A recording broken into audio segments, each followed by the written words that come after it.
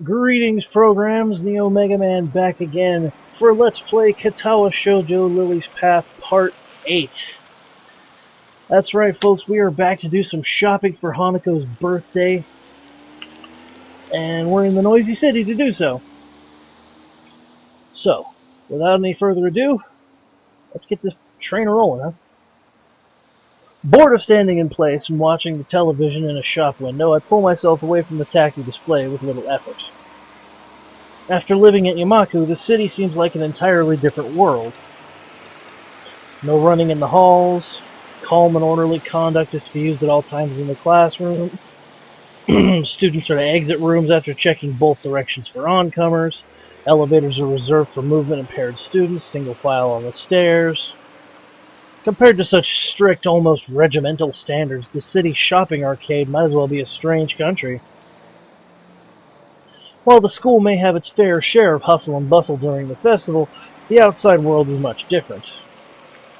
It's strange. Having lived in a metropolitan city before my accident, this should feel more natural than Yamato and the surrounding town ever could. Yet it feels foreign somehow. The elevated walkways and tall buildings, each adorned with billboards taller than any three people, don't do anything to distract me from the passing crowd's reactions. Lilly keeps one hand on my shoulder, the other holding a cane which taps the ground with a metronome-like steadiness. Looking over to her, that neutral smile of hers still holds. Having only seen her in her school uniform, I'd not have recognized her as she sat on the bench waiting for me to come, if not for her cane propped up against it and her distinctive hair. I can't tell whether they're glancing at her due to her height, her foreign looks, her obvious blindness, or all three. Not that any of those would make the situation any less uncomfortable than it is. Do you have any ideas where to look first, Hisao? Her soft voice breaks me out of my line of thought. I can't imagine that she's failing to notice the attention she garners, but she seems unfazed by it. I get the feeling she's the type to enjoy walking outside, so she might be used to it by now. Not really. This is my first time in this city, so I've got no idea of where to go. She furrows her brow in thought, planning a route for us to take, and, come to think of it, a way to communicate it.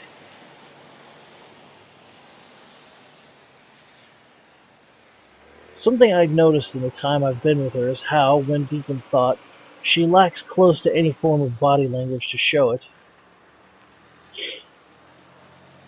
Her expression may change, but not a hint of movement shows. She seems to have little in the way of sweeping gestures in general, though, so I've assumed it's part of her reserved nature.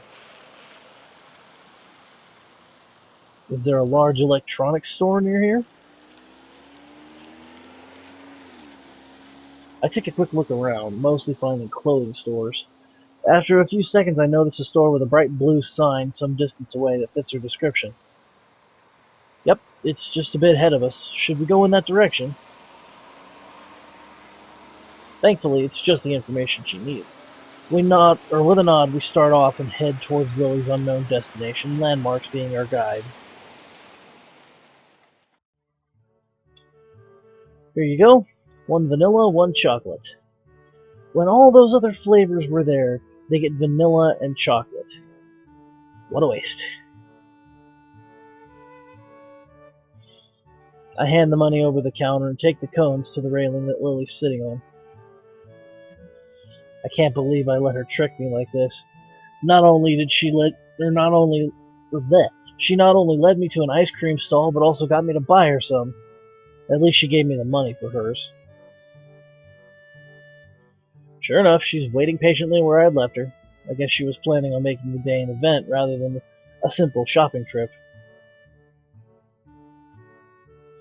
I call out to her and slowly place the vanilla cone in her outstretched hands, being careful to make sure she has a good hold of it before letting go. At least her tastes are fairly normal. I was worried she'd ask for some weird flavor when she first asked. Here's the change. It's okay. Keep it. I moved to protest, but realized the futility of doing so over such a small amount. I slipped the coin into my pocket, supplementing my meager allowance ever so slightly. Lily shows no signs of wanting to get up, so I take a seat beside her and start eating my own ice cream. The summer weather's nice. Hopefully it'll hold out for a while. You too? I'm beginning to think I'm the only person who prefers winter. I contemplate her statement for a long moment. Yeah, I think you might be. It draws the intended reaction. She's cute when she's pouting. Still, I can't really imagine what's so good about winter. You can't go out without bundling up, and you still freeze anyway. I used to live further north, where there'd be plenty of snow to play in, so it's a little nostalgic. I don't like the heat very much either. At least you can wear a skirt, so don't complain about that. She gives an amused giggle as we both get back to finishing off our already melting cones. I idly sit and watch the crowds going by as we eat, catching bits and pieces of conversation. Looking to Lily, I see her dutifully licking her ice cream from the top downwards, blissfully unaware of the fact that it's beginning to melt. It's melting. Where? Down a bit?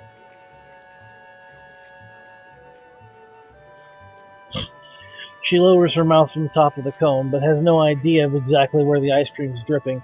What follows is a game of guiding her left and right until she finally finds it. To any onlooker, it must seem absolutely bizarre.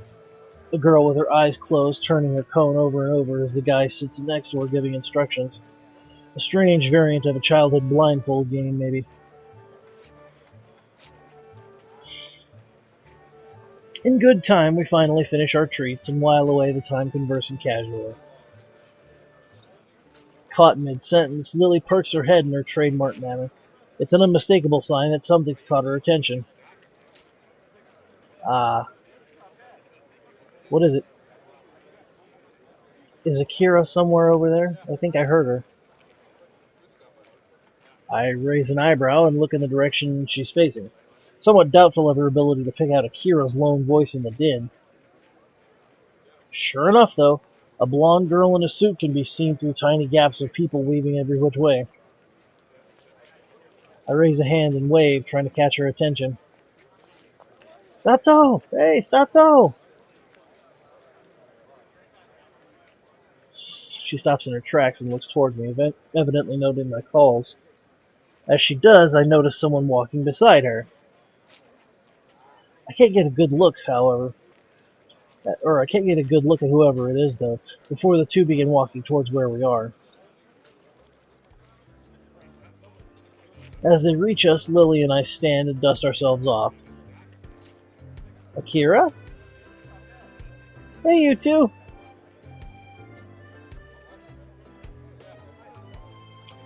She nods towards me, a gesture which I quickly return.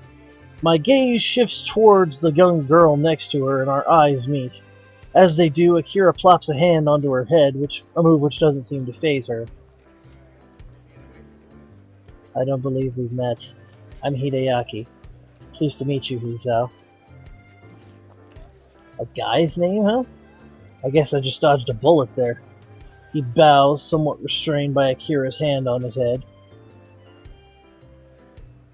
Oh, Hideaki's here too. Are you well? Akira's been taking very good care of me, thank you.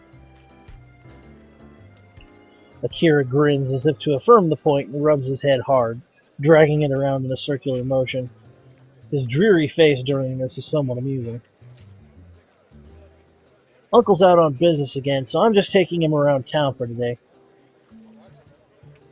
I'd have preferred to be spending a day on the date with my boyfriend, but...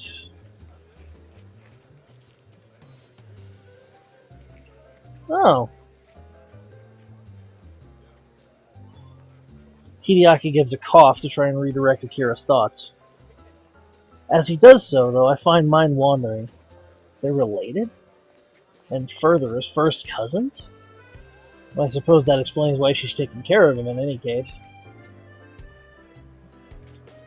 Come to think of it, Hideaki, how did you know my name? Akira told me. Being a Yamaku student, I suppose you're disabled in some way? Not everyone in Yamaku is disabled. Which I only learned a handful of days ago. I give silent thanks to Shizune and Misha for their stream of information about how the school works. Because of them, I found out that the school will practically accept anybody suffering from non-mental disabilities. It doesn't discriminate against healthy people either. It seems unlikely that many in good health would enroll there, though. While the standard of education is pretty high, it's extremely isolated and very much focused on helping disabled students. You're dodging the question. Damn, he's sharp. Before I could say another word, though, he decides to take a stab at it himself. If I were to call it myself, your heart. Akira looks mildly curiously at me, her interest piqued as well. That sure was a lucky guess. How did you... You show no missing limbs or deformities. So external disabilities are out. Considering the lack of any strange mannerisms, it's also unlikely you'd have any mental disability. But Yamaku doesn't take mentally disabled students. I know. Leaving that aside, the only possibility left is that of internal disabilities. I didn't know which one you might bear, so I guessed. Correctly, as it turns out. And your reaction confirmed my guess. More than a little bemused, I look to Akira. She grins and shrugs, obviously taking some enjoyment out of her partner's deductions. He's sharp, yes, but more than a little unsympathetic. Logical, but lacking in tact. His attitude reminds me of Shizune in a way, as do his looks. May I ask why you're staring at me? Surely I'm not that unusual of a specimen. Does he not know how unusual he looks? I could overlook the spats and clothing as just being coincidental, but the ribbon in his hair really is just too much. This is entirely beside the point, though. Sorry, you just remind me of someone. Akira gives him a sharp jab with her elbow. Told you you're not that much different from her. He coughs into his hand to try to maintain an upright and serious demeanor. I see you've met my sister then. Perhaps my full name might help you. I am Hideaki Hakamichi. You're probably thinking of my sister, Shizune Hakamichi. Oh, so he's Shizune's brother. Wait a minute. If Hideaki is the son of Akira's uncle, and Shizune is his sister, then that means that Lilly and Shizune's fathers are brothers, and therefore... Lilly and Shizune are first cousins?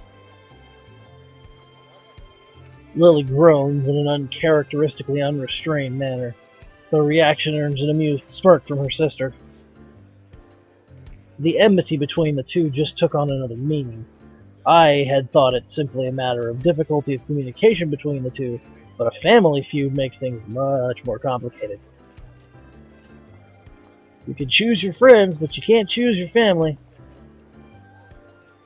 She gives a half-hearted shrug. She mustn't give as much weight to the two's conflict as I do. Well, that's how it is. What are you two up to anyway on this fine day? We're shopping for Hanako's birthday present. The day will be coming up soon, so this is the last chance we'll have before school starts again for the week. Akira makes a strange face, as if Lilly had just said that the sky wasn't blue and the clouds not white. Isn't her birthday on the 10th next month? Yes. Why? Is something wrong? Akira's face seems to collapse. It's an utterly unbefitting expression for someone so rowdy and headstrong. The folks didn't call you yet? As Lilly shakes her head cluelessly, I look at Hideaki to see if he knows anything about this. A simple shrug is his only answer. For a moment, Akira ponders what to do, before smiling once again. The fact that she can hide her emotions so quickly and effectively is unsettling. Hey, Shorty. I'm sorry, but could you hang with He's out for a while? He nods and waves her off, Akira placing an arm on Lily's shoulder as she guides her away and out of earshot. And so, I'm alone with Shorty. So, nice weather, isn't it? It seems so. I guess they dumped us. Indeed. What a farcical attempt at small talk. I had no idea how to talk to this guy, and his robotic responses aren't helping. Blood and a stone comes to mind. Without another word, he begins to rock on his feet in an obvious gesture of boredom with this discussion. He really is like a little kid, despite his serious demeanor. Suspecting the conversation over, I decide to accomplish what I came here to do in the first place. I'm gonna go search for a present. Coming? Not much else to do. In a little while, we come to a small shop beside a convenience store. For once, the store windows aren't filled with electronics and computer games, but dolls, stuffed bears, and all manner of wood-crafted oddities. Othello's Antiques? An antique store? Well, if there's anything in this town that'd suit Hanako, I guess it'd be here. I reach for the old-looking door handle, but pull back at the last second as I realize my company's gone adrift. Not coming in. I'll just be in the newsstand for a while. Don't mind me. His voice makes it painfully clear he has zero interest in what's in the store, and that he doesn't feel obligated to follow me. As he wanders off without another word, I push the thick wooden door and enter the store, the bell above me ringing out. The musty smell of old books and wooden shelves is distinctly anachronistic. I look to the counter beside the door. The graying man behind it sits there silently reading a tattered book. He certainly fits the look of the place. Slowly wandering through the aisles, the person I'm reminded of as I inspect each and every handcrafted or imported oddity in turn isn't Hanako. Crouching down, I examine the ancient oak desk inside the shop window. At least 30 dolls, all varying wildly in size and make. The only similarity between them is the long Victorian dresses they wear. I turn the price tag of one that looks to be about waist height. It's not in my price bracket. At all. I do the same to each of them, getting more and more depressed as they get smaller and smaller in size. That is until I reach the very smallest one. It's affordable, just, yet of quality make with long auburn hair and a little blue dress. I decide that it's the kind of present Hanako would appreciate. Pretty looking and far from gaudy. After I carefully pick it up, I decide to keep looking around the store. I'm not sure whether it's because I like the atmosphere or out of simple curiosity. Peeking around the corner before I go to the next aisle, I see that the shelves in this one are stocked with wooden toys, from toy cars to intricate automatons. Tucked behind a line of nutcrackers, I notice a little plain wooden box. It feels surprisingly light as I pick it up with my free hand.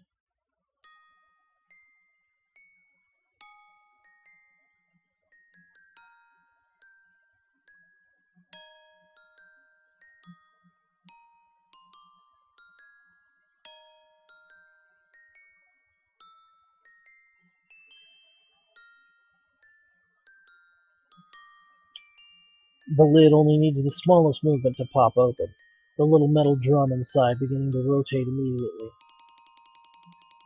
For seconds on end, I simply stand there, listening to the palm-sized melody. As it plays, I take the tiny price tag in my fingers and bring it up to my face. The minuscule cursive writing taking some effort to read. It's affordable. Sort of. Grimacing slightly, I close the lid and make my way to the counter with the doll and music box in hand. When I lay the two on the counter, the man behind it sits up and takes stock of them. He doesn't hide very well his surprise at someone of my age buying them. It's painful, but I hand over the money for the two and leave the store with a small opaque bag in hand. Hideaki being there takes me by surprise. Oh, hi. I thought you'd be at the newsstand. Akira gave me a call. She's waiting for us at the fountain with Lilly. At least that solves the issue of trying to find them again. We head off back to the fountain. Hideaki's immaculate posture and presentation, despite his appearance, makes for a strange contrast even as we walk. Lilly and Akira stand there waiting for us, their faces hard to read. Hey, you ready to go, Shorty? Hideaki's mood seems to improve as he rejoins her. See you, Lilly, Hisao. Tell Hanako I said happy birthday. We will. Bye. Goodbye, Akira. And with that, the two disappear into the fracas of the afternoon city crowd. Turning to Lilly, I notice she's carrying a small bag. It's now that I realize why her disposition felt different than before. While Lilly's typically the type to wear her emotions on her sleeve, her expression and tone are clouded and difficult to read. It's more than a little off-putting, but given the effort she's making to hide her emotions, I doubt she wants to be cornered on why she's feeling this way. Already bought Hanako a present? Yes. Have you? Yeah. Shall we head back to the bus stop then? Okay. There should be a bus back to Yamaku pretty soon. And with that, we begin to walk. It feels strange compared to before. Lilly's hand on my forearm feels unusually tense, and the whole atmosphere is extraordinarily awkward. The silence continues for a long while. I really don't like seeing her like this. Hanako's birthday party is going to have to be held earlier. Is the 4th going to be alright with you? I have no other possible obligations anyway, so I reflexively nod. Only afterwards do I remember that doing so is pointless and quickly answer so by speech. She tries to collect herself, a task that looks almost pitiable in how plain it is to see how distant her thoughts are. Sorry, Hisao. You said the bus would be coming soon, right? That's right. But now that she says that, I have an idea. Actually, do you have anything to do later today? I don't believe so. Why do you ask? This is the point where I'd normally take your hand and rush you somewhere, but even without that, you'll have to trust me, okay? I take her hand and gently lead her on, her distant face replaced by one of mild surprise and curiosity. As the waitress sets the cup of tea and cup of coffee that I ordered onto the table, I thank her before she takes her leave. Truth be told, I really lucked out in finding this cafe. I didn't really know where I was going. Rather, I was just looking for any cafe that looked relatively nice. Having managed to recover a little, Lilly tentatively sips at her cup as I take a long gulp of coffee above the coffee in front of me. As I'd hoped, her face lights up when she realizes what flavor it is. Ah, this is wonderful! Hisao, how did you know that this was... I'd asked for French vanilla black tea, hedging my bets that it would be her favorite flavor, or at least one she liked. While I don't really know much about tea, it sounded like one she might appreciate. On the basis of her liking vanilla ice cream. A tea connoisseur, I am definitely not. Oh, Hisao. It was a lucky guess. You really like tea, don't you? She puts her teacup down and gives a tiny nod, that familiar smile. Small smile, thankfully perched on her face once again.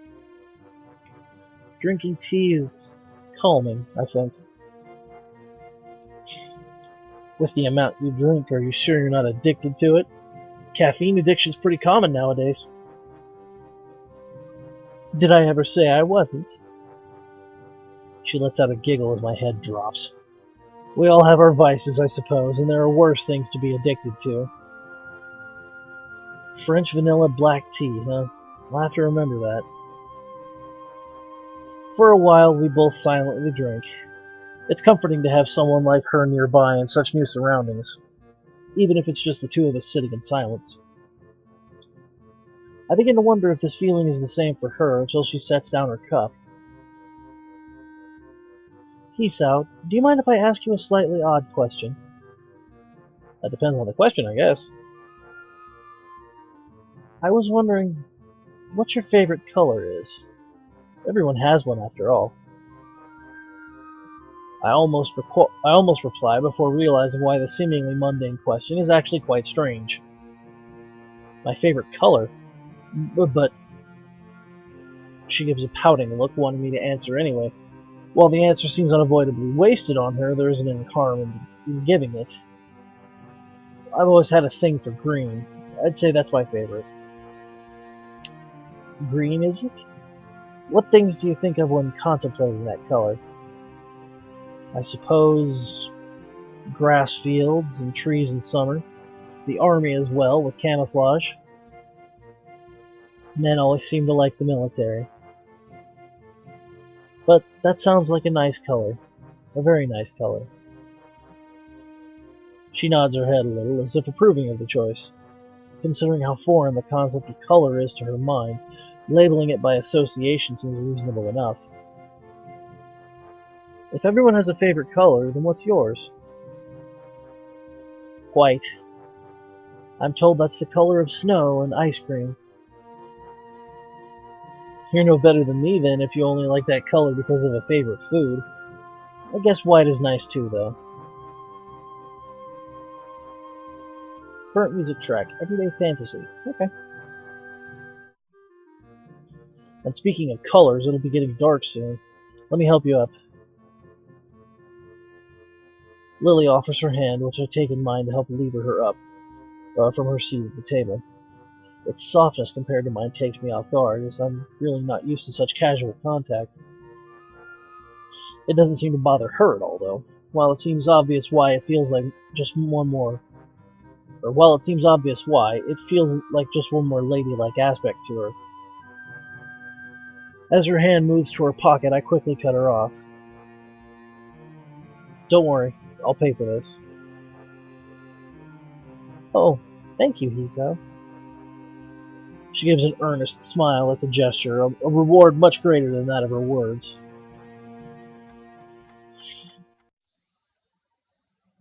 By the time we step off the bus, it's well and truly dark.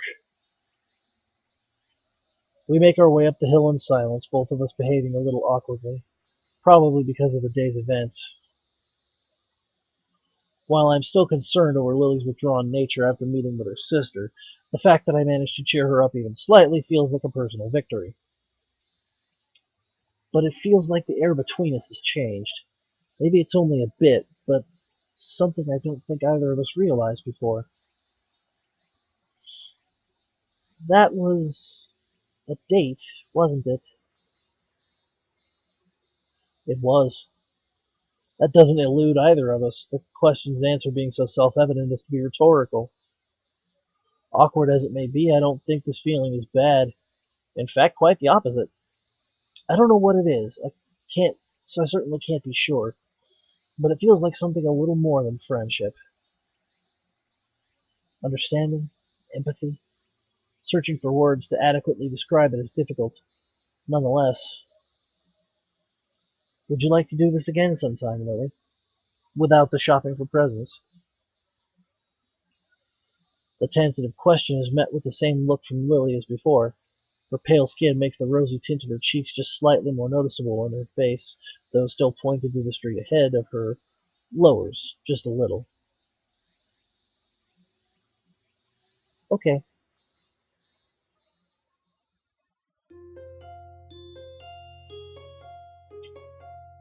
Yeah.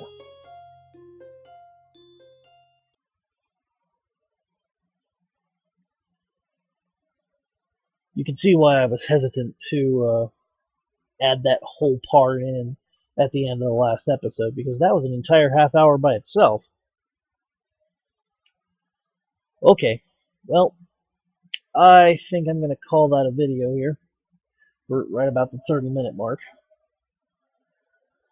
So, yeah, hope you enjoyed Let's Play Katawa Shoujo Part 8. Hisao and Lilly's first date there.